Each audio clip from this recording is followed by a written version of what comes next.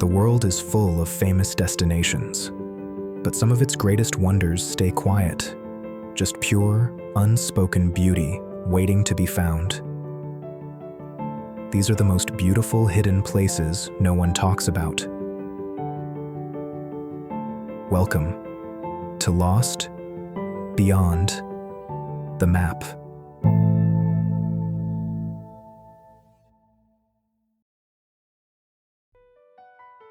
In the far northeast of Brazil lies a place that defies reality, a 380,000-acre desert of sand sculpted by the wind, yet hiding a secret no desert should possess. This is Lençóis Maranhenses. Each rainy season, freshwater lagoons rise from the valleys, trapped by ancient rock beneath the dunes, creating a world of shimmering pools and rolling sands found nowhere else on Earth. Home to rare and endangered life and protected since 1981, this surreal landscape was honored as a UNESCO World Heritage Site in 2024 for its unparalleled beauty. While true deserts get less than 10 inches of rain a year, this landscape receives nearly 5 times that, about 47 inches, most of it falling between January and May. Here, sand is carried from deep within Brazil, then pushed more than 30 miles inland by relentless winds, building dunes that rise up to 130 feet tall. And when the rains arrive, the real magic begins. From January to June, storms flood the spaces between the dunes, forming freshwater lagoons, some stretching 330 feet long and 10 feet deep. Together, these shimmering pools cover nearly half the park. Their waters stay warm, between 81 and 90 degrees, and are held in place by an ancient impermeable rock layer hidden beneath the sands. Beneath the shimmering lagoons of Lençóis Maranhenses, life hides in unexpected places. Fish and insects thrive in these temporary waters, including the remarkable wolffish, a survivor that burrows deep into the mud and waits out the dry season in dormant silence. But the park is more than dunes and lagoons.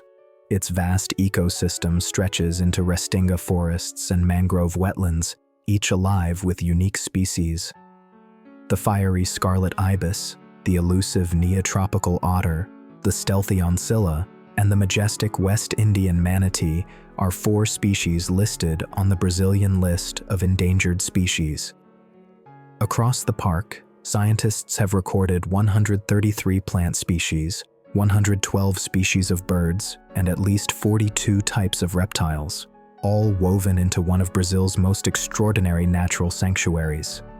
Lençóis Maranhenses isn't just a landscape, it's a living world hidden within the dunes.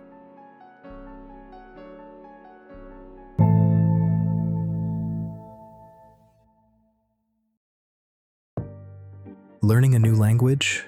Meet LingChat, the AI that chats, corrects, and coaches you in real conversations, anytime, anywhere. Personalized, fun, and actually effective. Click the link in the description to get fluent faster with AI.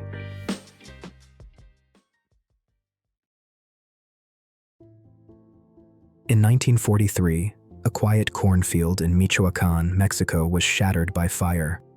From the land of farmer Dionisio Pulido, a volcano began to rise. This is Paricutin. Its birth was sudden, explosive, and unlike anything modern science had ever witnessed.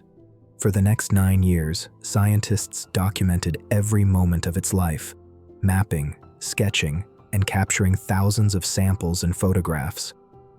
By 1952, Paricutin had grown into a 1,391-foot cone covering 90 square miles in ash, stone, and lava.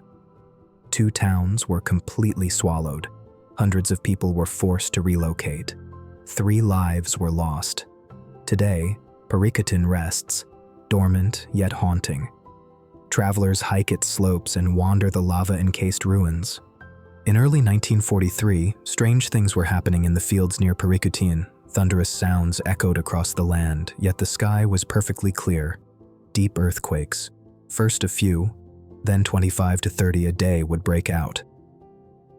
On February 20th, 1943, Dionisio Pulido and his family were preparing their fields for spring planting when the earth suddenly swelled and split open, a fissure over 2 meters wide. Hissing sounds, smoke with the stench of rotten eggs, the unmistakable warning of rising magma. Within hours, a small crater appeared, and then the volcano erupted to life. Red flames shot 800 meters into the air. Ash and molten fragments rained down like fireworks. A volcano was being born.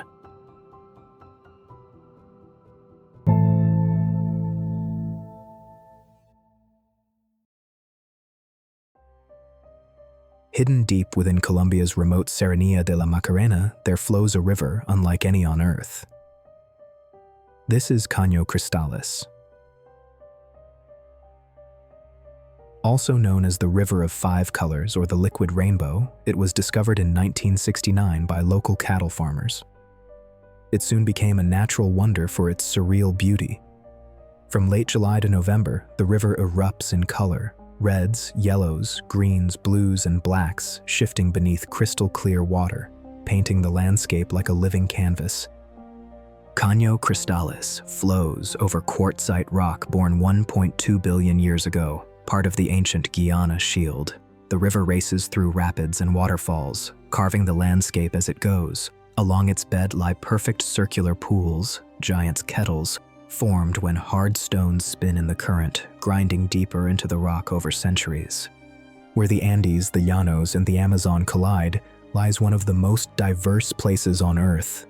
A rainforest plateau home to hundreds of bird species, reptiles, amphibians, and entire families of primates. And below, the crystal waters of Caño Cristales, alive with fish, turtles, and thriving aquatic plants. Here, the river runs clear as glass until nature reveals its secret. When the rains pass, a rare plant, Rhyncholasis clavigera, ignites the riverbed in brilliant reds and pinks, a transformation found almost nowhere else on the planet. This is the living palette of Caño Cristales, a river painted by nature itself.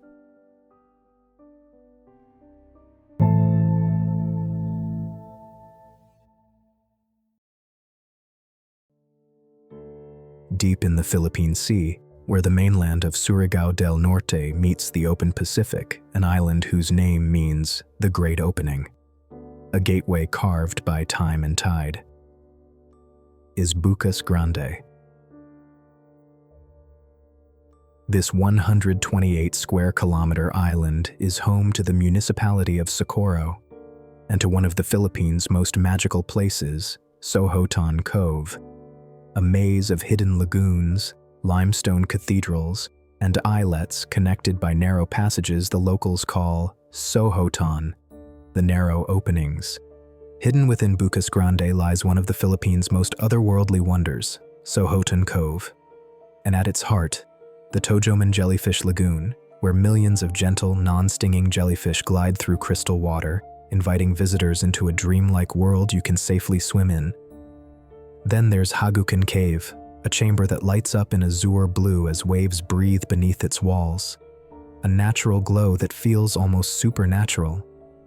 Beyond the caves, Secret Island waits, a quiet stretch of untouched sand and reefs perfect for snorkeling, kayaking, and slipping into hidden lagoons few ever see.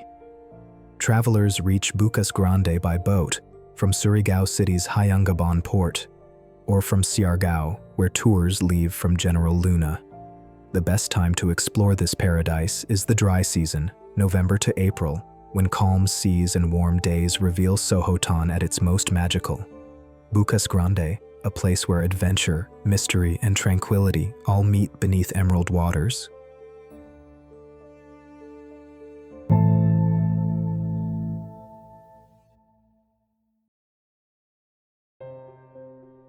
High on the Ko'olau Mountains of Oahu, Hawaii, a pathway climbs straight into the sky. This is the Haiku Stairs. Built as a steep steel staircase with more than 3,000 steps, the legendary Stairway to Heaven once carried U.S. Navy personnel to secret communication stations hidden in the peaks. For a time, adventurers used it as a hiking trail, but since 1987, this towering ridge route has been closed to the public. In 1942, at the height of World War II, the U.S. Navy built a secret facility deep in Haiku Valley, a natural amphitheater hidden in the mountains of Oahu. To send powerful signals across the Pacific, engineers constructed the Haiku radio station, stringing massive antenna lines high across the valley. A giant Alexanderson alternator powered the operation, a machine so advanced that vacuum tubes couldn't match it. To reach the mountaintop installations, the Navy built a steep wooden staircase, later replaced in the 1950s by nearly 4,000 metal steps, the Haiku Stairs. After the Navy left, the Coast Guard took over, even opening the trail briefly in the 1970s, until a single appearance on Magnum PI drew crowds that forced its closure. By 1987, the station and the Stairway to Heaven were sealed off entirely. In 2003, the legendary Haiku Stairs were repaired, nearly $900,000 spent in hopes of reopening Hawaii's Stairway to Heaven. But the trail never officially reopened.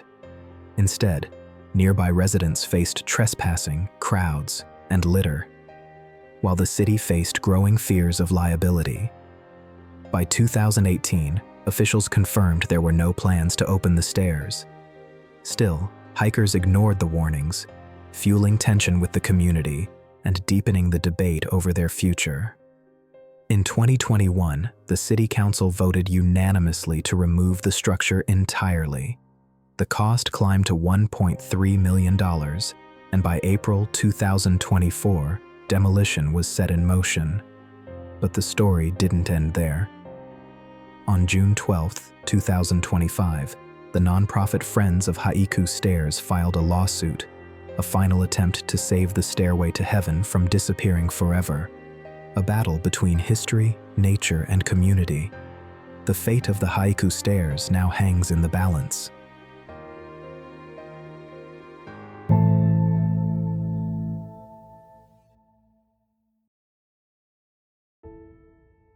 In the southwest of Lanzarote, carved into a volcanic moonscape, lies a protected wine region unlike anywhere else on Earth. This is Lageria. Just steps from Timanfaya National Park, a land shaped by fire and ash from the Timanfaya volcano eruptions between 1730 and 1736. This 20-square-mile expanse was once thought impossible to farm, until the island's farmers reimagined the land itself. Here, in pits dug into ancient lava and crowned with stone semicircles, vines take root against all odds, turning a desolate landscape into one of the world's most extraordinary wine-growing regions. In Lageria, vineyards don't grow on the land, they're carved into it. Each vine sits in a funnel-shaped pit, a jeria, dug deep through volcanic ash to reach fertile soil and capture precious morning dew. Low semicircular walls, zocos, shield the vines from relentless trade winds, turning a harsh, dry landscape into a living vineyard without a single drop of irrigation. Here, the ancient Malvasia grape reigns, shaping nearly 3/4 of Lageria's wines, from crisp and dry to sweet, sparkling, and liqueur. Lageria isn't just a vineyard, it's a protected natural masterpiece. Since 1987, this volcanic landscape has been safeguarded, now recognized as a protected landscape and a special protection zone for birds under EU law. Among these otherworldly vineyards stand some of Spain's most celebrated wineries. Bodegas El Grifo, the oldest in the Canary Islands, founded in 1775, and Bodegas Lageria, drawing nearly 300,000 visitors every year. From El Grifo to Vega de Yuco, Rubicon, and Los Bermejos, each winery offers a taste of a landscape shaped by fire and perfected by centuries of tradition.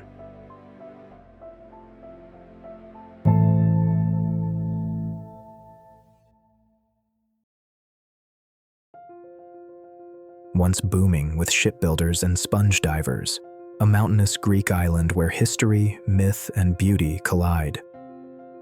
This is Symi. Symi held over 22,000 people in the 19th century. Today, just a few thousand remain year-round, as tourism becomes the island's heartbeat. And don't leave without trying Simi's shrimps, tiny, crispy, and eaten whole. Simi is a Dodecanese island of valleys, cliffs, and secret beaches you can reach only by boat. Just 2,600 residents live here, but in summer, the island fills with up to 6,000 travelers seeking quiet beauty. Below is Yalos, the harbor town. Above it, Horio. And scattered around the island, Piti, Nimborio, Marathonda, and Panormitis. Here, the monastery of St. Michael draws visitors from all over the world.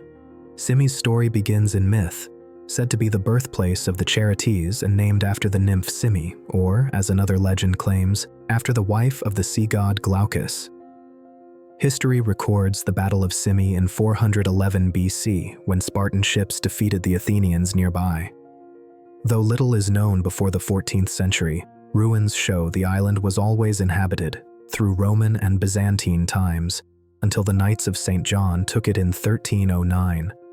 Every summer, Simi transforms into a stage. Since 1995, the Simi Festival has filled July to September with music, dance, and theater, founded by journalist Yanis Diakogiannis to honor his father's birthplace. Here in Yalos, Greece's top artists perform free, open air, and under the night sky. Surrounded by uninhabited islets and endless blue, Simi remains one of Greece's most enchanting hidden worlds.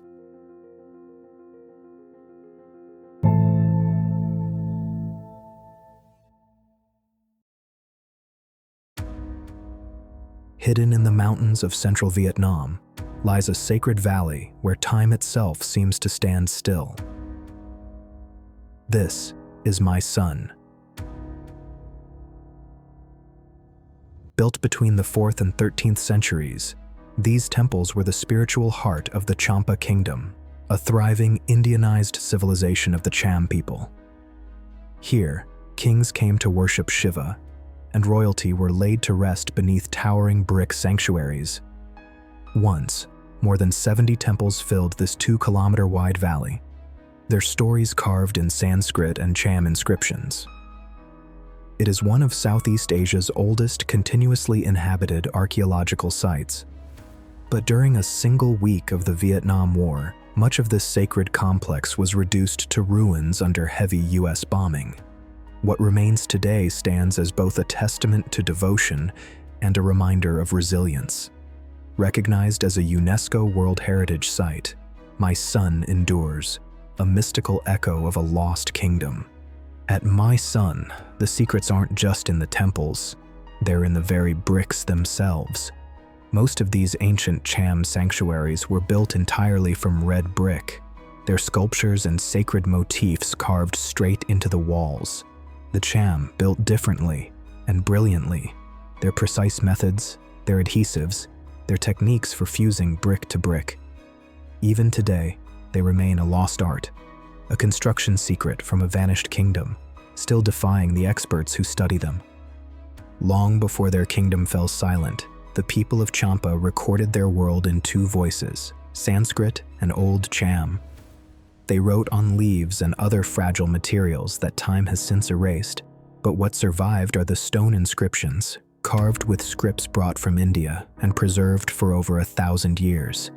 These inscriptions speak with the authority of kings and powerful rulers, affirming their divine right, their victories, their offerings to the gods. Others whisper of war, the fierce struggles between Champa and Cambodia in the 12th century. This is the mystery of My Son, a masterpiece carved from earth, fire, and forgotten knowledge.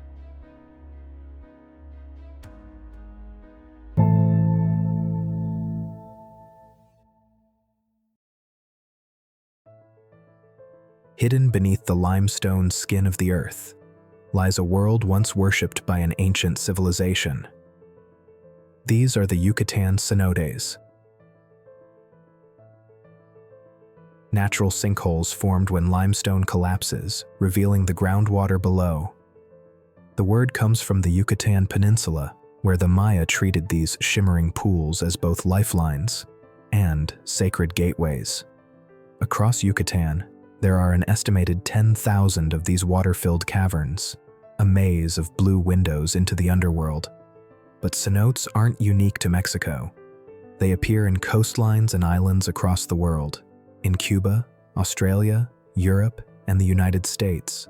Cenotes are born from the slow unraveling of the earth itself. They begin with the dissolution of limestone, carving hidden voids beneath the surface, sometimes connected to vast underwater cave systems, sometimes standing alone in silence. As the rock ceiling weakens, it collapses into the water below. Those fallen blocks dissolve again, clearing space for new collapse, a cycle that shapes the cenote deeper and wider over centuries. Some cenotes fully open to the sky, circular pools with vertical rock walls dropping into emerald water. Others only partially collapse, leaving dramatic overhangs of stone suspended above the pool. Most cenotes aren't grand openings. They're hidden, requiring crawling, squeezing, and descending into darkness before reaching the water. In the hidden waters, life adapts in extraordinary ways. Near the light, small creatures thrive: mojaras, guppies, catfish, tiny eels, even frogs moving through the still water. But deeper in the darkness, evolution transforms them. Creatures lose their color. Many lose their sight, relying on long feelers to navigate a world with no sun. A doorway carved by time, revealing the secret world beneath our feet.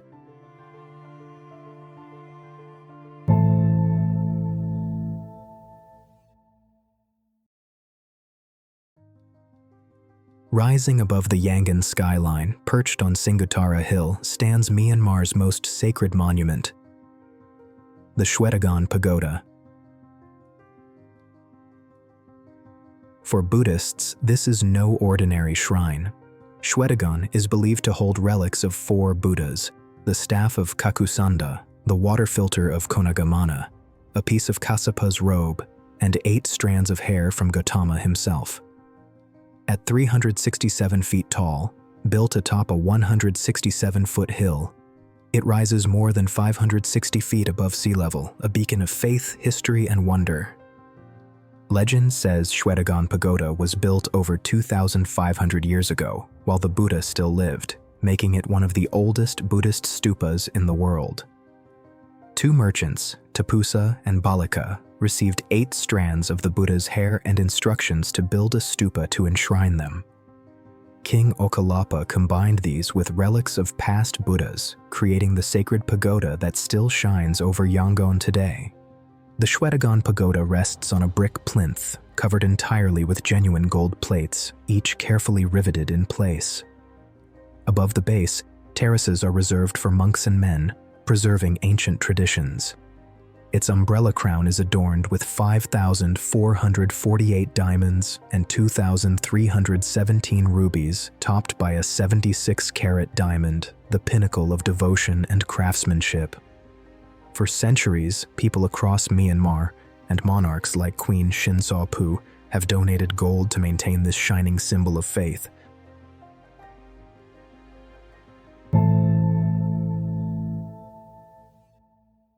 Don't forget to click the link in the description for LingChat and get fluent faster with AI. If you enjoyed this video, consider subscribing and click the video on screen for more.